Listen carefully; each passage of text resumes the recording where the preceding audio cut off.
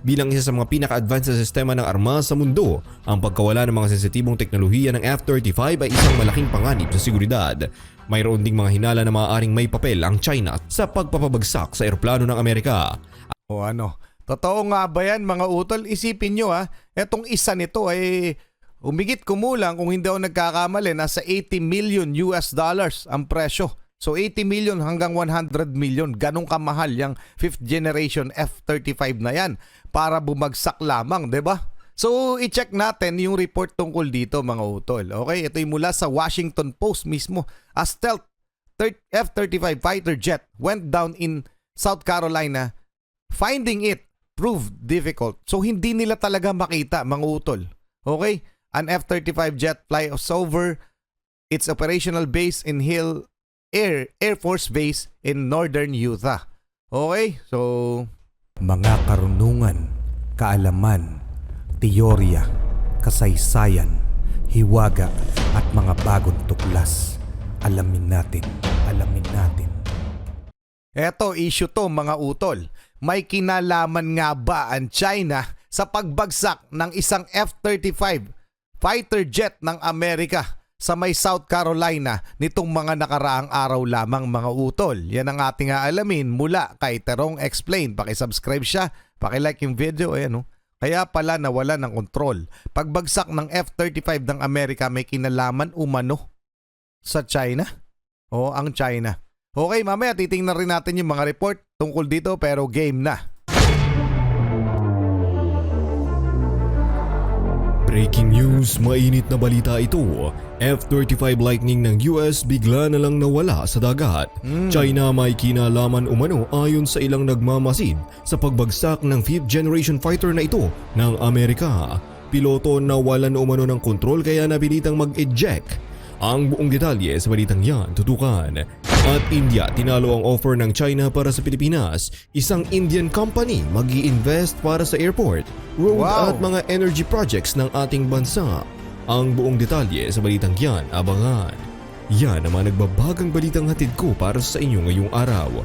Kaya kung handa ka na kaibigan na may humanap na ng pwesto at makinig ng mabuti upang walang mamiss na impormasyon. Nice one. Terong Explain. Noong linggo ng hapon, lumabas ang balita ng isang American F-35 Lightning II stealth fighter ay nawala sa ilalim ng kakaibang mga pangyayari malapit sa South Carolina. Ayon sa mga ulat, ang piloto ng advanced 5th generation jet ay napilitang mag-eject sa ibabaw ng dagat sa panahon ng routine training mission. Ngayon ang militar ng US ay nagkakagulo upang mahanap ang pagkasira ng multi-million-dollar na sasakyang panghimpapawid na ito. Ang mga detaling ibinigay ng Joint Base Charleston ay nagpapahiwatig na ang piloto ay nawala ng kontrol sa F-35 sa hindi malamang dahilan at walang pagpipilian kundi ang iwan ang eroplano. Agad na inilunsad ang malawakang paghahanap sa himpapawid at dagat, ngunit dumating ang gabi nang walang anumang palatandaan ng nawawalang jet. Dahil sa kakaibang disenyo ng F-35, ito ay tila naglaho ng walang bakas sa kadiliman. Kinaumagahan, sa isang hindi pa nagagawang hakbang, ginawa ng militar ng US ang hindi pangkaraniwang hakbang ng paghingi ng tulong sa publiko sa paghahanap sa fighter na ito. Bagamat nangyari ang mga pag-crash sa panahon ng pagkasanay, napaka-abnormal umano para sa makapangyarihang armadong puwersa ng Amerika na hindi mahanap ang isa sa kanilang sariling sasakyang panghimpapawid. Ang ilang mga eksperto ay naniniwala na ang ekstruktura ng radar evading ng F-35 ay maaaring umahadlang sa mga pagsisikap sa pagbawi kung bumagsak ito ng buo sa karagatan.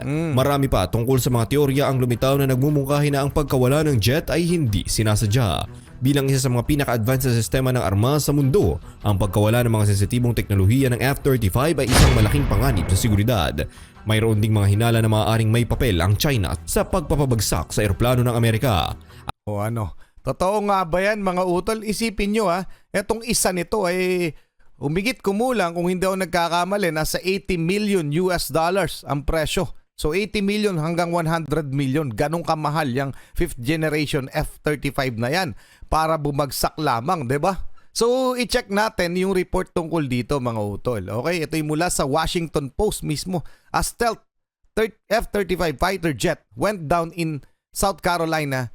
Finding it proved difficult. So hindi nila talaga makita mga utol. Okay? An F-35 jet flies over its operational base in Hill Air Force Base in northern Utah. Okay, so basahin lang natin ng konti. The F-35 stealth is touted as one of the fighter jet's marquee features and is usually beneficial for the US military. That is, until it loses one of the planes. Okay? So, dito banda bumagsak mga utol. Pinakita nila yung mismong ano. Ay, ito yung base, no? Tapos, ewan ko saan niya bumagsak. But, for about 24 hours, responders weren't sure where the plane ended up. So, after 24 hours, hindi pa nila nakikita yung nasabing eroplano, mga utol. The jet's transponder, which usually helps locate the aircraft, may not have been working for some reason that we haven't yet determined. So, hindi nila alam yung naging cause nung bakit bumagsak ito o nag-malfunction itong nasabing F-35, mga utol, said Jeremy Haggins, a spokesman at Joint Base Charleston. So, that's why we put out the public request for help. So, nag-post na sila na hinihikayat nila ang publiko na sumama sa paghanap nitong nasabing F-35 kung nasaan ang mga debris nito kung sumabog man. Kasi delikado nga daw kung sakali, ayon sa kanila, kung sakaling ito'y makuha ng mga kalaban nilang bansa kasi magagaya o makokopya yung teknolohiya na meron itong F-35. At kung may kinalaman ng China, di ba? Hindi natin alam, mga utol. Ito nga daw yung cause, no? The mishap is currently under investigation and we are unable to provide additional details to preserve the integrity of the investigative process. The base said in a statement Monday. The Marine Corps will oversee the investigation as they begin the recovery process. Okay, mga utol? So yung piloto naman na nasabing F-35 na bumagsak, nakapag-eject at nakaligtas, mga utol, at sabi sa report ay walang injury. Ngunit hindi nila inilalabas ang detalye o impormasyon tungkol sa nasabing piloto. Okay, mga utol, ayan po. F-35s are among the world's most advanced fighter jet, known for their sharp aerodynamics, body, and features that shield them from detection. So, malamang yun din yung dahilan kung bakit hindi nila mabilis na hanap o mahanap itong F-35 na ito. Okay? Balikan na natin to. Ang Beijing ay agresibong nagtangka na kumuha ng mga sikreto ng F-35 at nag-deploy ng mga spy ship at sasakyang panghimpapawid malapit sa mga baybayin ng US. Naniniwala ang ilang mga analyst na maaaring makasagabal sa avionics ng jet ang mga Chinese cyber o electronic warfare weapons na nag-uudyok ng pag-crash. Bagamat haka-haka, hindi ito malayo sa katotohanan para sa China na itarget ang isang US 5th generation fighter sa ganitong paraan. Ang South China Sea ay nasa hanay din ng mga Chinese anti-aircraft missiles na nakalagay sa mga isla na gawa ng tao. Pwede rin na na-hack yung system niyan, no? Tinesting nila, no?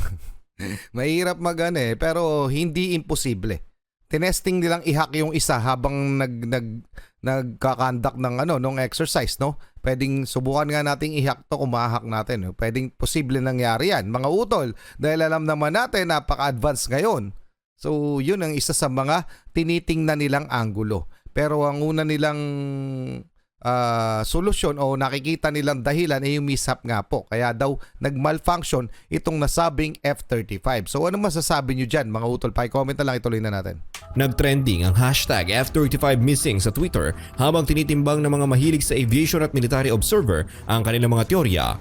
Ang ilan sa mas kilalang haka-haka ay kinabibilangan ng marami ang nagtuturo sa pagtaas ng aktibidad na hukbong dagat ng China sa lugar nitong mga nakaraang linggo. Ang mga satellite image ay nagpapakita ng mga Chinese spy ships na gumagala sa baybayin ng US na humahantong sa mga nagmumungkahi na ang Chinese Signals Intelligence Gathering.